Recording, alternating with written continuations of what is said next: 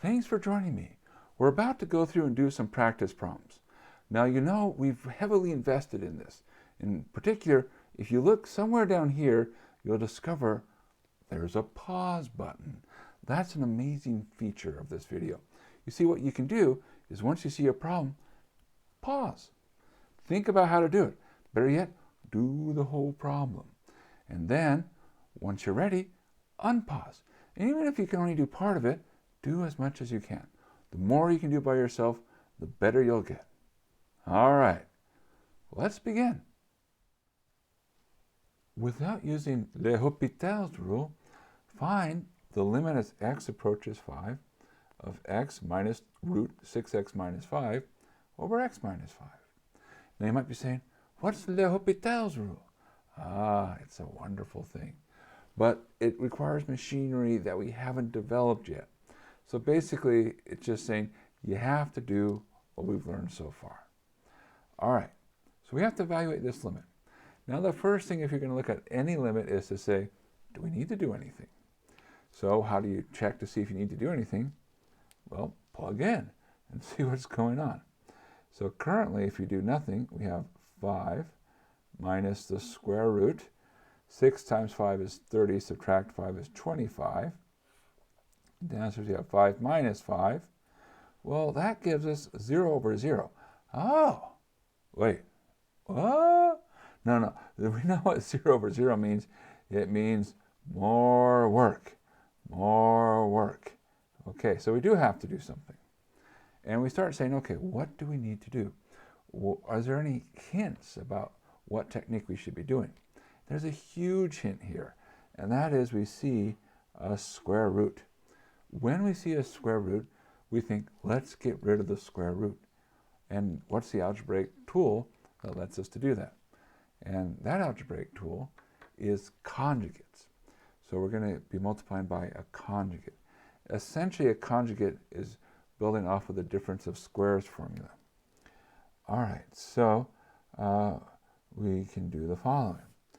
We can say, okay, the limit as x approaches 5, we'll take x minus root 6x minus 5 over x minus 5. Now the downstairs is pretty good. There's not much you can do to simplify that. It's the upstairs that you need to work on. And really in the back of our heads, whenever we have 0 over 0, and we're going to be doing algebra, is we're trying to get cancellation. So our mindset is we're looking for an x minus 5 to get some cancellation going there. So I mentioned the conjugate. So we're going to say, okay, conjugate means flip the sign. So x plus the square root 6x minus 5. Now we have to do rules, or when I say rules, we have to use algebraic rules, which don't change the value of the limit. So to not change the value of the limit, we can either multiply by 1 or add by 0. And usually it's multiplied by 1. So here, notice that if you look at this ratio, it's timesing by 1. And we say, all right, this is the limit as x approaches 5. You might say, do we really have to write that? Well, yeah, if you start with this, make sure you keep writing it. Because if you sort of are wishy-washy on that, they'll take off a point. We don't want to lose any points. We want to get them all. All right, so upstairs we say, oh, it's like a minus b, a plus b. So that becomes a squared, subtract b squared. And that's where the square root goes away. So that becomes 6x minus 5. Downstairs, don't multiply. You only expand where it helps. And so, in other words, we use the conjugate to help simplify the upstairs. Don't you do anything with it with the downstairs. So that's going to be left as x minus 5, x plus root 6x minus 5. All right, so there we go. Now we say, hey, let's do a little computation to the side. X squared minus 6x minus 5. Now notice here I used parentheses. Parentheses are friends. You want to get into the habit of using them. They will save you points. In particular, notice how this minus sign distributes through. So what we really have upstairs is x squared minus 6x plus 5. Now, we should anticipate that it will factor. In fact, we can say even more. Not only will it factor, we know what one of the factors needs to be. It needs to be something that causes a 0 at 5, right? Because the top is 0. So there has to be something making it 0 at 5, which means, you see how there's an x minus 5? This will factor into x minus 5 times something. Well, now that we have that information, it's pretty easy to figure out what it needs to be. Well, we have the x squared, that's an x, and the plus 5 means minus 1. And you can check. X squared, good. Minus x minus 5x is minus 6x, and plus 5.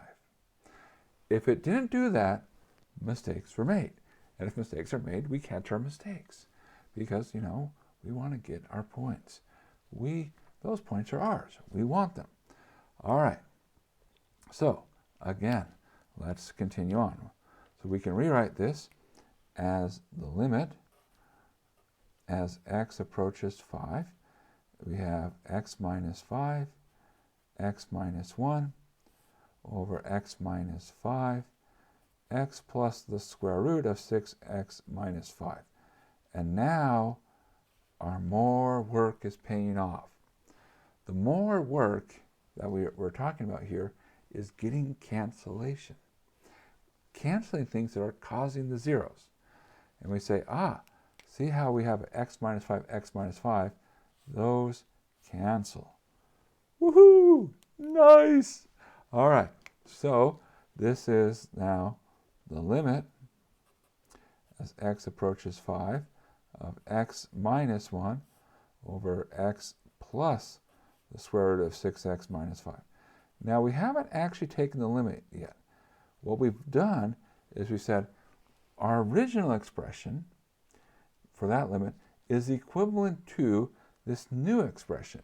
However, as an added bonus, we did some cancellation, so we should have fewer problems. Hopefully, no problems at all. So what do we do now? Well, the same thing we did up here. Plug it in and see what happens. And if you're not getting 0 over 0, you're done. So, upstairs, what do we have?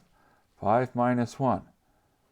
Downstairs, 5 plus the square root of 30 minus 5. Well, 5 minus 1 is 4. Downstairs, we get 5 plus the square root of 25. That's 5 plus 5 is 10. Well, 4 over 10, also known as 2/5. And there we go. Ta-da!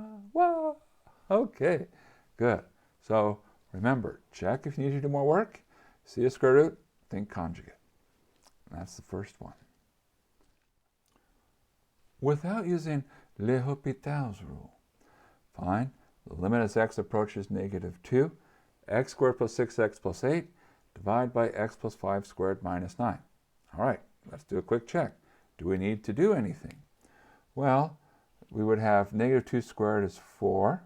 6 times -2 is minus 12 plus 8. Downstairs, -2 plus 5 is 3. 3 squared is 9. Minus 9. 0 over 0. More work. More work. Okay, so now we know, yeah, we need to do things. So what do we do? Well, things. Well, what's our strategy here? Well, we see polynomial stuff or polynomial stuff. So we say, okay, we need to work with polynomials, which might mean we need to expand. So notice this part will need to do some expansion. Or we might need to factor. And probably we'll have to do both. So let's see what we have. We have the limit as x approaches -2, x squared plus 6x plus 8. I'm just copying the upstairs. Now here we'll expand.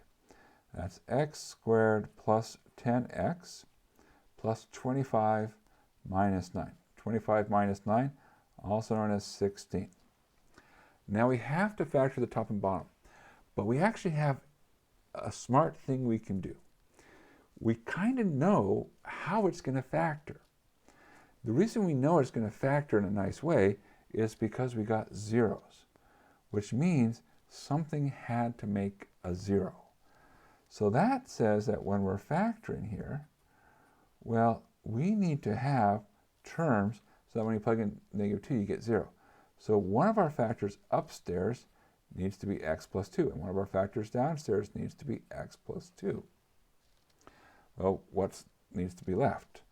Well, upstairs, okay, x plus 2 times what gives us x squared plus 6x plus 8?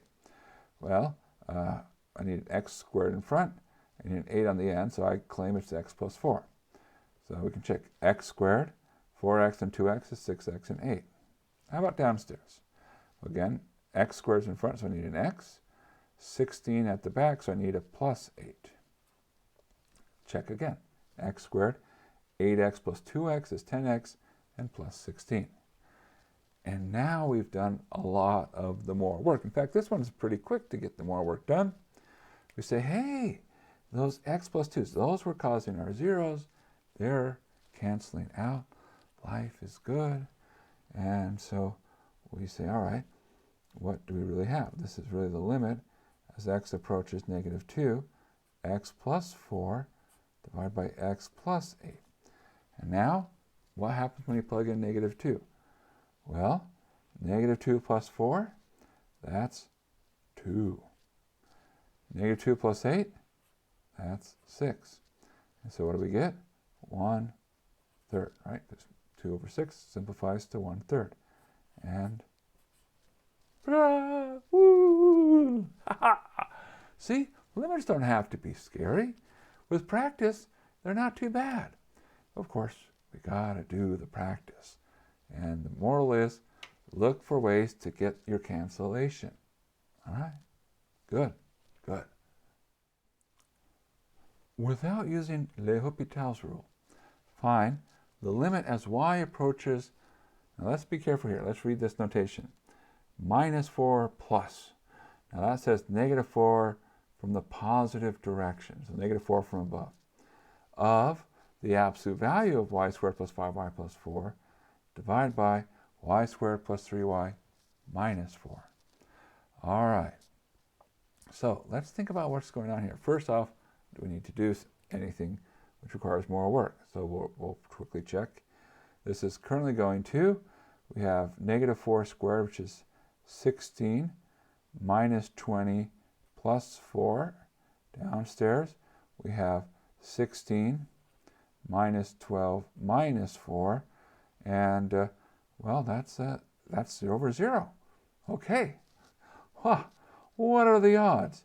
We're going to have to do more work. Well, pretty good, right? Pretty good. So, all right, so more work. Now, we're going to have to be careful here because this isn't just a limit, it's a one-sided limit. And so we have to pay attention to what's going on. All right, so let's think about what's going on. So we have the following. Let's start by factoring. And so we can say, okay, that's the absolute value. Now y squared plus 5y plus 4, because we know -4 is going to be an issue, that tells us that we really have a y plus 4 term going on and a y plus 1. So that's how that part will factor. And then downstairs, in a similar way, we have a y plus 4, and then we have a y minus 1. All right, good. Now, whoops, I forgot to copy something. All right, be careful, be careful. All right, y approaches -4 from above. Now, let's look at these pieces here. Okay, so this is the limit as y approaches -4 from above, and I'm going to look at each part here. So I'm going to think of this as absolute value of y plus 4 times absolute value of y plus 1. And then downstairs, we have a y plus 4, and then we have a y minus 1. Now, we want to be careful with this part right here. So let's think about what's going on here. So in particular, absolute value of y plus 4. How does that relate to just y plus 4? So this is the part where we have to sort of take our time and see what's going on. So let's draw a line for reference here. So we have -4. We're coming in from the positive side, which means we're coming in from this side. So when we talk about numbers that are close, we're like -3.99, like 9, like something really not quite -4, but just sort of a little bit above -4. Okay, so when I have a number like -3.99 and I add it 4, what's true about that number? Well, what's true is that this number here is going to be positive, right? It's like 0.001. So this part is positive. Now, we are relying on this direction. We're coming in from above. If this had been a -4 minus, so we're coming in from the left, this would have been negative. So what that tells us is the following. It says, hey, since we know which side we're coming in from, we know that this part on the inside will be positive, which means that we can just replace the absolute value with just y plus 4. Now I can leave this absolute value here as is. Then I have a y plus 4, and I have a y minus 1. And I say, aha, life is good. Because what has happened? We can get cancellation. We can't cancel here quite yet because we have to know the signs. But now that you know the signs, cancellation is perfectly fine. All right. So what's our next thing to do? We've canceled some zeros. And so with that, we say, well, if we've canceled zeros, maybe we can just plug things in. So let's try it out. So we are going to take the absolute value of y plus 1 over y minus 1. So that's going to be absolute value of -4 plus 1 over -4 minus 1. All right, -4 plus 1 is -3, but absolute value makes that positive 3. Downstairs, -4 minus 1 is -5. Or you often write this as, put the negative in front, -3/5. And there you go. So when you have absolute value, you really got to pay close attention. You know, which side am I on? Am I very small positive or am I very small negative? So you got to make sure you get the sign right. And but other than that, it's very, very similar to what we've been doing before. All right, well, that's good. It's good to be getting practice with all these different things that could happen. Without using L'Hopital's rule, find the limit as x goes to 0 of x tangent 6x over sine squared 3x. All right, good. And what do we see? Well, there's a couple things we see. We see this x here. That's sort of an algebraic type thing. And then we also see a trig type thing. In fact, we see two trig type things, sines and tangents. So you see a mixture of trig and algebra. And even before we get too far into it, we trigger in our mind. You say, oh, if there's a limit and there's both algebra and trig expressions involved, then we say, hey, you know what? We should be thinking of the following fact.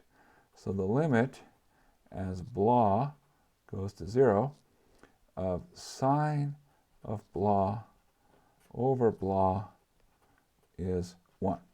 So in other words, if I have sine of something over that exact same thing, and that thing's going to 0, then that expression goes to 1. So this is how you connect. Usually we say limit as sine of x over x goes to 1, but it just needs this, what's inside the sine has to match what's below it. Okay, so first off, do we need to do more work? Well, plug in 0. You get 0 times tangent of 0, which is 0. Sine squared of 0 is 0. So yes, wow, more work. What are the odds? Well, really high. Okay, so how do we proceed? Well, we're going to say, look, we need to get to this part. So we need to write things so we can use that. So we're thinking to ourselves, okay, how do we get sines involved? So we say, well, we know something about tangent. So that's, namely that tangent of 6x is the same as sine of 6x over cosine of 6x. Now, cosine of 6x is not going to be a big problem because cosine of 0 is 1. It's the zeros that are the problem. So anything that's avoiding 0, we're kind of happy with. So step 1, let's replace. So we have the limit as x goes to 0 of x sine of 6x over sine squared of 3x times cosine of 6x. So this sine of 6x over cosine of 6x came from that tangent. All right, now here's what we're going to do. In fact, let me be a little bit more. I'm going to say this is the limit as x goes to 0. Remember, this is x sine of 6x, and I'm going to space this out a little bit. I'm going to have a sine of 3x, a sine of 3x, and then a cosine of 6x. Okay. Now remember, I need sine of blah over blah. So I need whatever's inside the sine to match what's below the sine. So in the top one, what's inside the sine? 6x. So I need a 6x below it. So the way to get that is I'm going to multiply this first part by 6x over 6x. And I'll do that computation in a second, but the goal is to get 6x below here. So sine blah over blah. How about here? Well, I have a sine of 3x, so I need a 3x below it. So I'm going to multiply by 3x over 3x. Here, I'm going to multiply by 3x over 3x. Cosine, I don't need to do anything, because remember, cosine of 0 is 1, and we like 1. 1s are good. 1s are wonderful. Okay, so now let's look at our pieces. And I'm going to be really careful here. These denominators are going to be going into below the signs, all right? Those are sticking there. Then the numerators, I'm going to pull those out in the front.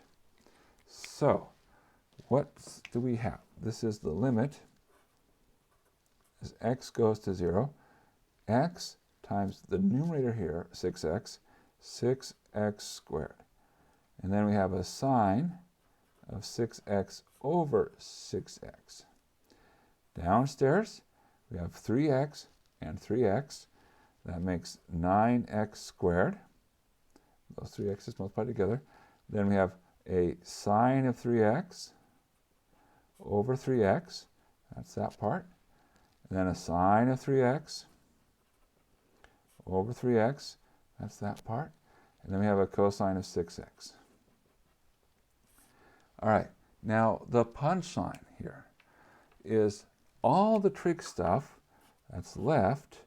If we think of these as little pieces, they're all easy to work with. And we've essentially moved some algebra stuff in. Notice that in our algebra stuff, we can cancel the x squareds. And that's essentially the canceling the 0 over zeros when you have that signs coming into play. All right, so once more, I'll write it down and then we'll write the answer.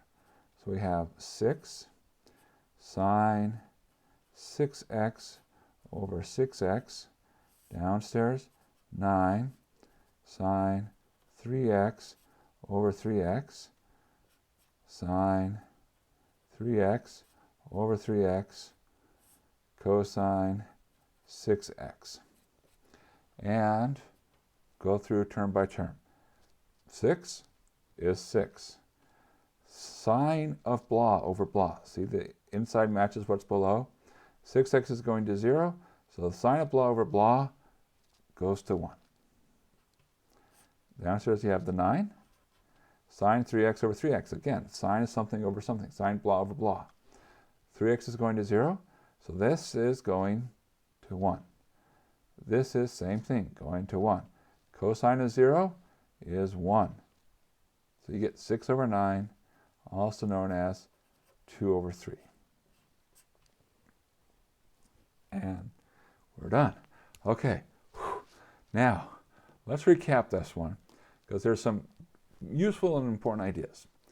When you see algebra, polynomials, and trig, you have to revert back to this fact. And the key is to say, hey, I need, wherever I see a sign, whatever's inside of it, I need to match it below. So that's where we introduce some pieces, and notice that in each case we're multiplying by 1. So we're introducing pieces so that what's below it matches what's on the inside. And so we say, okay, now we can handle the trig parts are no longer going to give us the problem. They're going to go to things which are nice. And we now just do the algebra and clean it up. All right, this is the rigorous way that you justify it if you're doing it long form.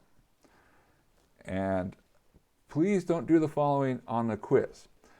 But I can't pass this by without making one quick comment. If you were doing a multiple choice problem, what you would say is, you know how you have this thought here?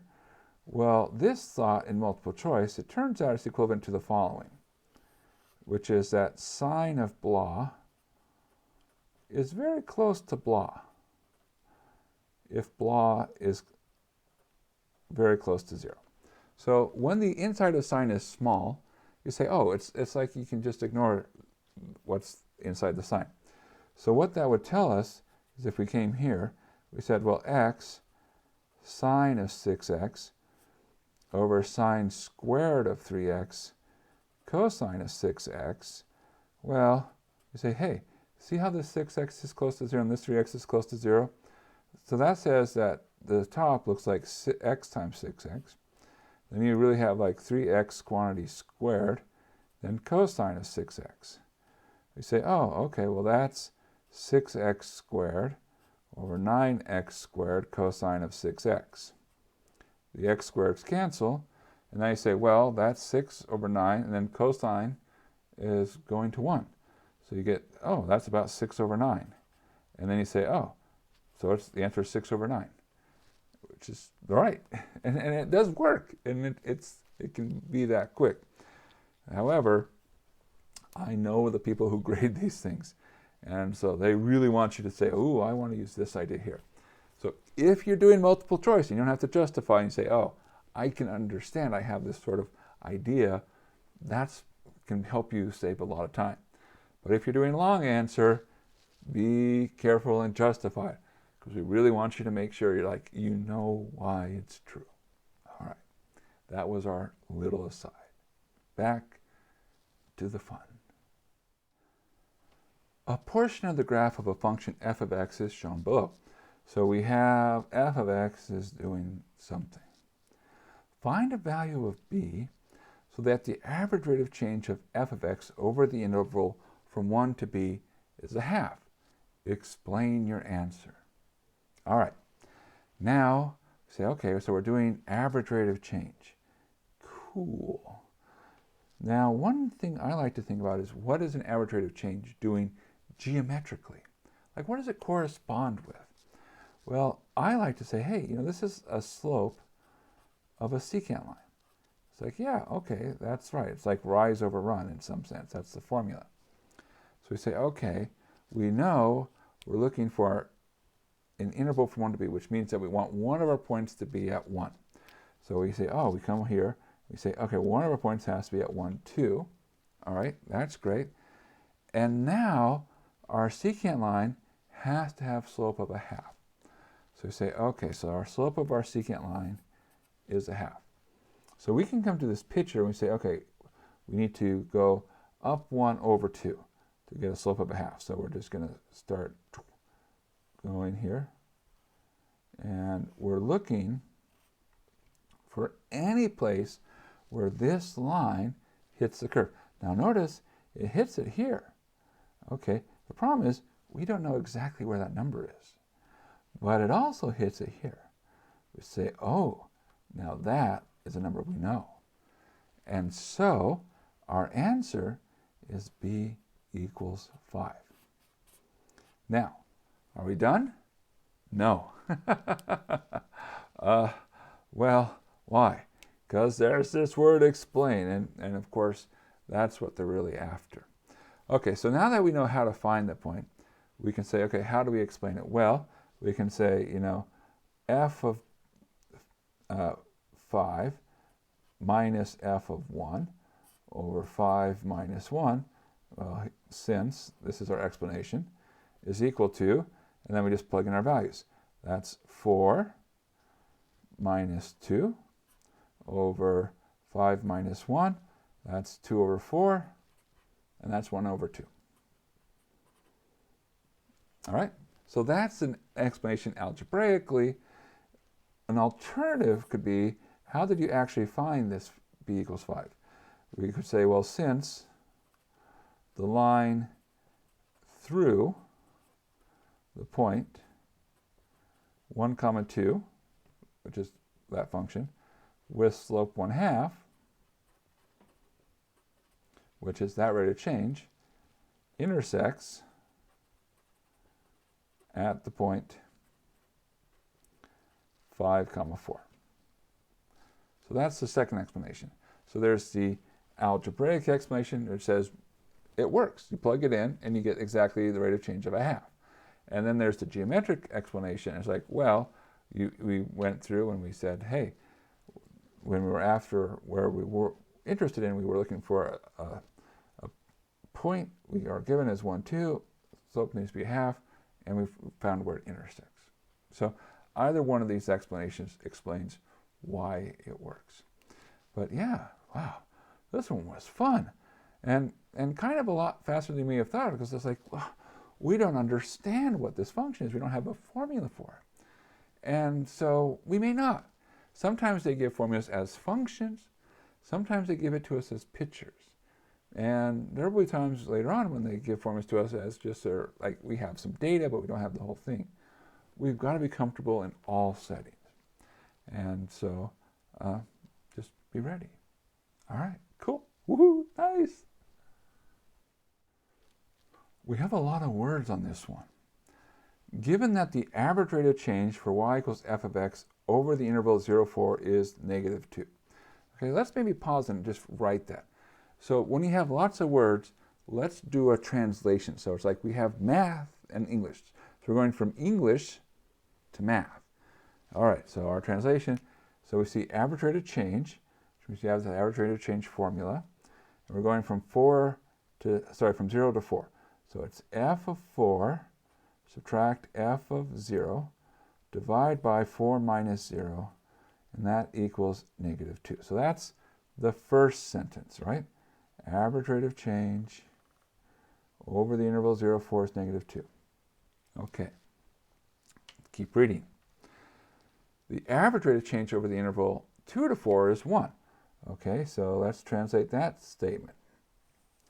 So very similar. We're going from 2 to 4. So f of 4 minus f of 2 over 4 minus 2 is 1. All right, that's that statement. And then we have, and, oh my gosh, it keeps going.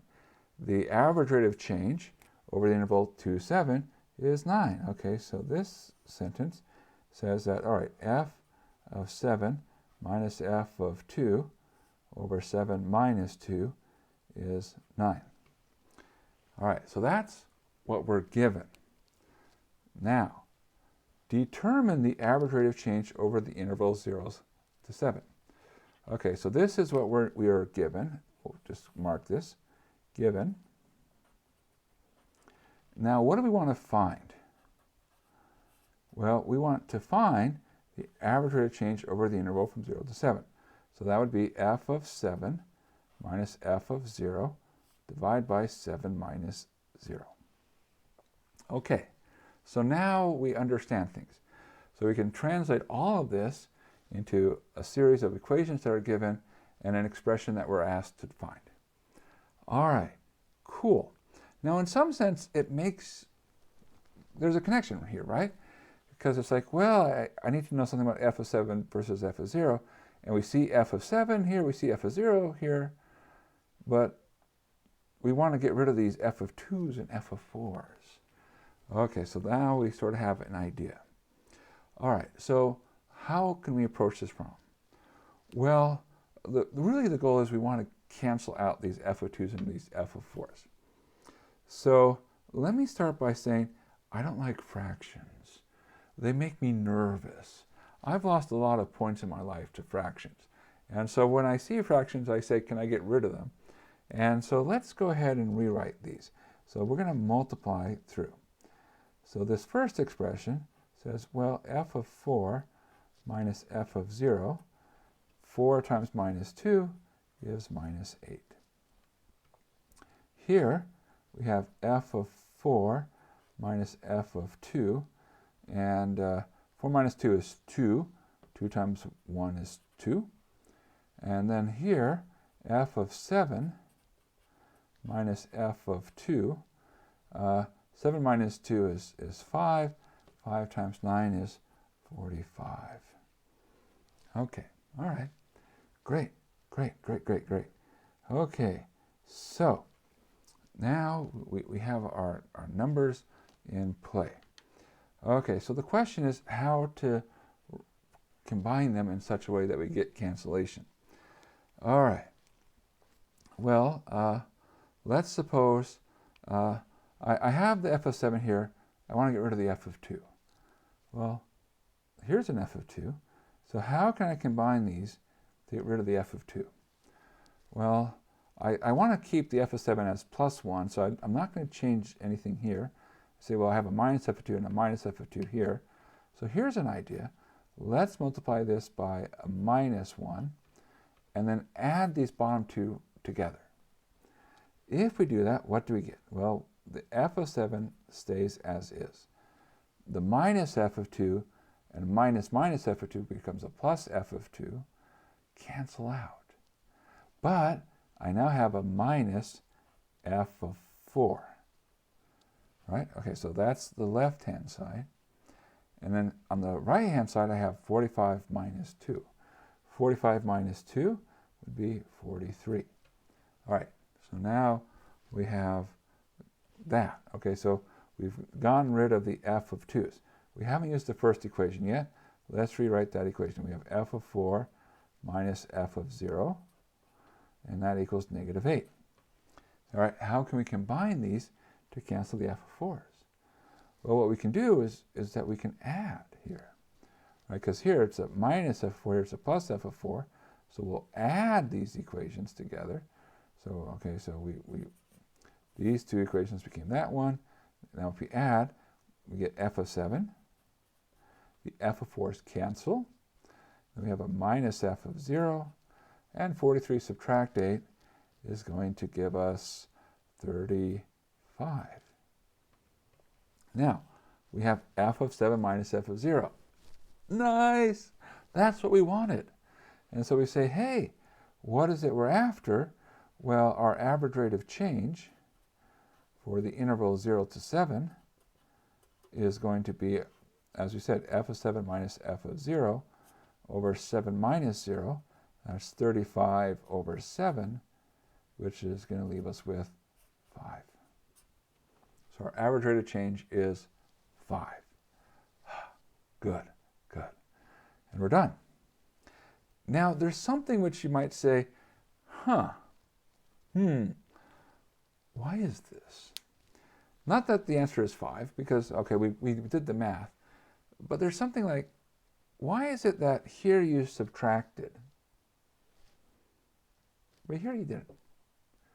Why are we subtracting here?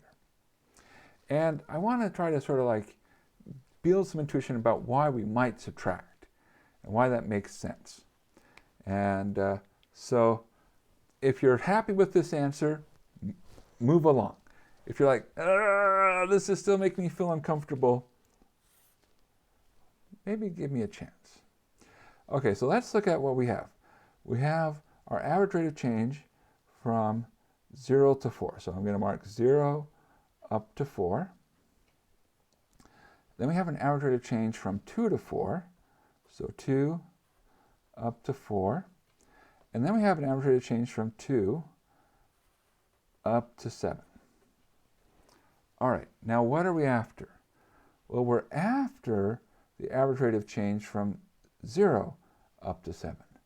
And you might say, okay, how do I get from 0 to 7? And maybe I should have stepped back and said that when you did this multiplication here, what we now have, these are not average rates of change anymore. These are differences. These are how much has the function changed. And so the function went up by, say, -8. The function here went up by 2. And then the function here went up by 45. But let me ask you the question. If I'm going to go from 0 to 7, what would you do using these parts? We say, oh, I'd go 0 to 4, back 4 2, forward to 7, right? So it's forward, or if you like, positive direction, backwards, negative direction, forwards again, positive direction. So it's because this sort of like you're kind of going backwards, that's why there's a minus there. That's why, if you think about it, really, when you have this combination here, we're really saying that if you go -8 and then you subtract 2, that says, oh, the change here to make things work, not the average rate of change, but the total change, was -10. Or in a very similar way, you could say, hey, I know that change from 2 to 4 was 2, so change from 4 to 7 is 43. So it's this sort of backwards direction. At least that's one way to think about it. And if you don't like that, that's okay. You don't have to think that way, but there's a little bit of intuition about why it might have happened. All right. Okay, cool. Cool. The graph of y equals p of x for the interval from 0 to 5 is shown below. So we have this function. It comes in, and then at 3, there's this strange thing that happens, where the value at 3 is this value, but somehow from the left and right, there's some other weird behavior, and then exiting out of 3, we level off. And we're asked to evaluate the following. The limit as x approaches 1 from above of p of x. Okay, so we're doing a one-sided limit. You say, okay, well that's an interesting thing here. All right, x approaches 1 from above. What's going on? Well, let's sort of work through. Now you might say, okay, what's happening? When you approach 1, you're approaching the value of 3 because p of 1 is equal to 3. Now the problem is 3 is an issue. It's a trouble spot. So we have to be careful. So we say, okay, so this is the limit as x approaches 1 from above. I haven't actually, p of x. So I'm going to start thinking about what's going on. So I like to think of these as onion problems. And onion problems are problems with layers. You got to work through the layers. So we say, okay, so let's work through our first layer. We know here we're approaching 1 from above. So 1 from above means we're coming in to 1 from above. What's happening? What are we approaching? Well, the answer is we're approaching the value of 3. The function is approaching the value of 3. But how are we approaching 3? We're approaching 3 from which direction? We're moving up towards 3. So, as x approaches 1 from above, we see, oh, that tells us that our next layer here, that p of x, is going to approach 3 from below, right? We're going up towards 3. So we're going to the value 3 from below. All right, so now we say, okay, what's the next layer? We know that the inside part, when I say the inside part, I'm talking about this p of x part, this p of x part is approaching the value of 3 from below. So if p of x is approaching 3 from below, what's happening to p of x? Well, we're now approaching, I have so many pens in my hand. I'm like, which color to pick? Aha, joke's on you. I'll pick a totally different color. We'll go with this one. What happens as we approach 3 from below? The answer is we are approaching 1. So this approaches 1. Now, we don't need to know it because we're actually done, but we can even say what's happening. It's approaching 1, but notice that our values are coming from values higher than 1, so we're approaching 1 from above. So the punchline here is this limit of p of x is going to 1. And there we go. That's the answer. All right, good. And so it was pretty quick here. You might say, wait, hold on. What happened? Can you slow down? Or can you speed up? And again, the key is just thinking about what's happening at each layer. The innermost layer is x. This tells us how the innermost layer behaves. It goes to 1, and we're going from 1 in the positive direction. Say, well, what does that do for the function? It goes to 3, and it's coming from 3 from below. It's going up to the value of 3. So say, okay, now we know that in our next layer, we're approaching 3 from below. Say, okay, we're approaching 3 from below. What's our function telling us? Well, it tells us we're going to 1. But how are we going to 1? We're going from 1 from above. And we say, okay, and oh, wait, that's it. Now, we could have had more layers, and if we did, we would just keep following our nose. But that's as many layers as we have. So we're good. Nice. The function g of x is written as, it's piecewise, 2x minus 6 if you're below 4, 7 if you're equal to 4, and x plus 3 if you're above 4. And the question says, find the limit as x approaches 0 of g of 4 minus x squared. All right. Now we can quickly sketch this function. It's not the hardest thing because we see it's piecewise, but the pieces are lines. So lines are relatively easy for us to sketch. So here we are at 4. And what do we see? Well, the top part says we would be 8 minus 6. And so I'm just plugging in x equals 4. 2 times 4 minus 6, that's 2. So we have this 2.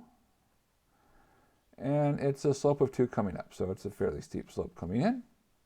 Then at 4, what do we have? Well, we're 7. Okay, so here's 7. And then after 4, we're x plus 3. Now, it turns out 4 plus 3 is 7. So, but now it's a slope of 1. Okay, so that's what our curve is doing. We probably didn't need to have that separated, but that's all right. Now, there's an issue here. It says, well, what's happening? What's the limit as x goes to 0 of g of 4 minus x squared? Now, the thing is, the inside's going to 4. But 4 is like, notice there's this sort of like gap here. And there's different behaviors from the different sides. So in particular, we would say, the limit as x approaches 4 of g of x does not exist because it has different behavior from the two sides. Now notice we have 4 minus x squared, and we see that 4 minus x squared goes to 4 as x goes to 0. So at this point, you're like, oh, well, it's kind of like saying what's the limit of the function as you approach 4. So the temptation is to say does not exist. Don't yield to a temptation. Let's look a little bit closer. 4 minus x squared. It's absolutely 100% true that 4 minus x squared goes to 4, but can you be a little bit more precise? Well, if you look at it, we're taking 4 minus a little bit, and because we're squaring it, it's 4 minus a little bit of a positive thing. So 4 minus x squared is always a little bit below 4. So we're actually can say we're really approaching 4 from below. So what's going on is that this limit as x approaches 0 of g of 4 minus x squared is really the limit. Let's give this 4 minus x squared a name. Let's go ahead and call it y. So we'll call this y. It's the limit as y goes to 4 from below of g of y. And now we say, oh, so really we just have to say, what's the behavior from the left? So it's a hidden one-sided limit. All right, so what is the function approaching from the left? So from the left, we're coming from the negative side, and we see, hey, we're approaching this value here, 8 minus 6, which is 2. So there's the answer. Our answer is 2. And so you have to pay attention here. You know, sometimes you say, oh, there's a discontinuity, haha, I'm done, it doesn't exist. But wait, if it's one-sided, then it might exist. And sometimes a one-sided limit can be hidden. And so be on the lookout. Know what to look for. Be ready. Be ready. All right, good. Find the average rate of change of the function f of x, which is x squared plus 4x plus 6, with respect to x, from x equals 2 to x equals 2 plus h. Assume h is not 0. Simplify completely. Now, when you see an expression like simplify completely, it just says, really simplify as far as you can keep going until there's no other simplification. So simplify as much as possible is how it's sometimes written. So we say, well, I see this word, average rate of change, so hey, there's a formula for that. So we say, all right, we have our average rate of change formula. So that's the function at our first point, or second point. It doesn't really matter which point you make first or second. So f of 2 plus h, subtract f of 2, divide that by 2 plus h minus 2. Now the downstairs, ooh, that simplifies really quickly. So we see the 2's, and they're going to cancel. So pew, pew, nice, nice. All right, now the moment of truth, f of 2 plus h. This is a place where it's very easy to make mistakes, but once you got the hang of it, it's very hard to make mistakes. So what do we mean when we say f of 2 plus h? Well, we know what f of x is. It's this x squared plus 4x plus 6. That means you give me an x, I plug into the machine, and it says do this thing. But x just says, whatever you're throwing in, do the following. So here it says, throw in 2 plus h. So you say, oh, okay, so that means, add a parentheses, parentheses are friends. Everywhere we currently see an x, we're going to put 2 plus h. So 2 plus h squared plus 4 times 2 plus h plus 6. Okay? See how everywhere there was an x, we put 2 plus h. Because that's what it means. That's the rule. You follow the rules. Subtract f of 2. We might as well do it here. Just emphasize the rules. You have 2 squared plus 4 times 2 plus 6. And then downstairs you have h. All right. So most of the rest of this is algebra, because the rest of this is algebra. So what should we be expecting? Well, we should think we have lots of polynomial stuff, so we should be expanding and gathering. So we're going to expand everything out, gather coefficients. So what do we have? We have 2 plus h quantity squared. Well, that's 4. And then we'll have the cross terms 4h and then h squared. The 4 comes in. So we have plus 8 plus 4h. And we have plus 6. Then the minus can also come through. So we have a minus 4, a minus 8, and a minus 6. All of that over h. Now, lo and behold, something nice has happened. And it should happen. And the thing that happened that's nice is if you look at your constant terms, they're canceling. And indeed, you should, at this stage, all the constants in the numerators should cancel out. If the constants in the numerator have not completely canceled out, mistakes were made. Go back, check your work, get your points. Got to get them all, right? So your constants should all cancel. Now, what's left? Well, things without constants. So you have an h squared, and then you have 4h plus 4h. That makes 8h. All divided by h.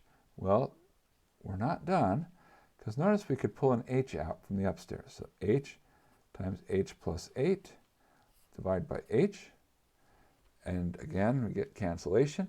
So this will happen as well. You should be able to cancel an h. And if you haven't been able to cancel an h, mistakes were made. Go back, find your mistakes. And that leaves us with h plus 8. And that, you can't simplify anything further because you don't know what h is. And there's no other operations that simplifies things. And so there we go. There's our answer. And so this is one of those things that it's essentially a machinery. So you say, okay, I plug things into the average rate of change formula. I do my gathering and expanding, cancellation, simplifying, and out comes the answer. So it's all hopefully automatic, and it will become more automatic the more you practice it. So keep practicing, right? Right! Let f of x equal x over x squared plus 4. Find the limit of the average rate of change of f of x on the interval 1c as c approaches 1. All right, so notice we're finding a limit of an average rate of change.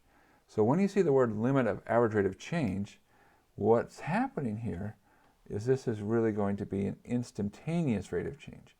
So it's finding what's happening exactly at the point 1. All right, instantaneous, that's a very long word to spell, rate of change. So that's what this problem is about. Now, we don't need to know that to answer the problem, but I want to give context, because it's nice to understand context, because, spoiler alert, we're going to be doing lots of stuff with instantaneous rate of change. It's a really big theme in our class. All right, so we're on the interval 1 to c, as c approaches 1. So we can roughly say we have our limit as c approaches 1 of the average rate of change of f of x from 1 to c. That's what we're asked to find. Okay, so this is the limit as c approaches 1.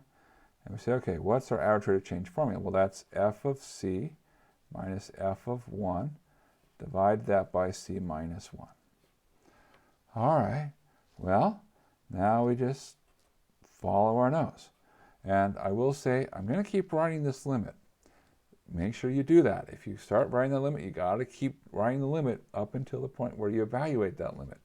If you stop, or you omit it at a few steps, they might take a point off. We don't want that. No, we worked hard for these points. Gah, these are our points. Arr. Okay, all right, sorry. Back to our regularly scheduled problem. So, how do you find f of c? Everywhere where you see x, put c. Well, that seems pretty easy. C over c squared plus 4. F of 1, well, that's 1 over 1 squared plus 4. All right, we can write that as 1/5 over c minus 1. Now, you might say, oh, I see a c minus 1, there's a c minus 1. They're not ready to cancel yet. But you should be thinking of that. It's like, okay, we should be thinking that there's going to be a cancellation. So, how do we do it? Well, we need to add these fractions together. Okay, so how do you add fractions? You get a common denominator. So we have a limit as c approaches 1. So our common denominator will be c squared plus 4 times 5. So on the first one, I need to multiply by 5. So that's 5c over 5 times c squared plus 4. On the second one, I need to multiply by c squared plus 4. So c squared plus 4 over 5 times c squared plus 4. Now when I say multiply by c squared plus 4, we're multiplying top and bottom by c squared plus 4. And here, just as multiply top and bottom by 5. All of that over c minus 1. Whew. Okay. So this is our limit as c approaches 1 of 5c minus c squared minus 4, right, because this minus goes through,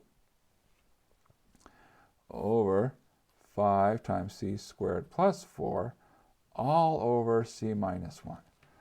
Okay, now, currently, the way this is written is we have a fraction over a term. So it's like a fraction within a fraction.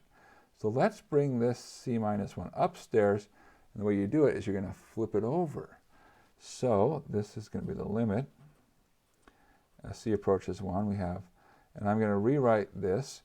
I'm going to put the c squared in front, and I really want what's in front of the c squared to be a positive sign. So I'm going to pull out a negative, minus c squared minus 5c plus 4. The reason I want it to be a positive is I've been programmed to be able to handle things better that way. That's the whole reason. Nothing more, nothing less. Then we have the 5c squared plus 4. And when I said this comes up, it really comes up as a 1 over c minus 1. So that says upstairs gets multiplied by 1, and downstairs by c minus 1. Now, we're anticipating cancellation. And in particular, we're anticipating cancellation of that term. So what should happen? Well, what should happen is there should be something upstairs which is going to cancel with that term. Okay, well, there's not a lot of things upstairs, so that should factor. Does it? Well, yeah. So this is the limit as c approaches 1. We have that minus sign, and c squared minus 5c plus 4. Where does it factor as? Well, it factors as c minus 1, c minus 5. Sorry, c minus 4. Let's check. C squared, good. Minus 4c minus c is minus 5c, and minus 1 times minus 4 is plus 4. And then we have that 5, c squared plus 4, and the c minus 1. And life is good because we see we have c minus 1s, which cancel. Nice! Woohoo! We wanted cancellation. And by the way, why do we think there would be a cancellation? Notice if you plugged in c equals 1 way back here, you'd have f of 1 minus f of 1 over 1 minus 1. 0 over 0. So instantaneous rate of change always has the 0 over 0 problem. It's always more work. 100% of the time it's going to be more work. And so in this case, there was our more work. So we say, all right, so we're almost in the home stretch. So we have the limit as c approaches 1 of negative c minus 4 upstairs, 5 times c squared plus 4 downstairs. The last thing we need to do, plug it in. So we're plugging in 1. So this will become minus 1 minus 4 over 5 times 1 squared plus 4, which is 5. And what do we have? Well, 1 minus 4, that's negative 3, but there's another minus there, which makes it a positive 3. 5 times 5 is 25, which leaves us our final answer at the end. We're done. 3 over 25. So that's our average rate of change over the interval 1c as c approaches 1. Put another way, our instantaneous rate of change at 1 is 3 over 25. Whew. We made it! Good job! Woohoo! Nice!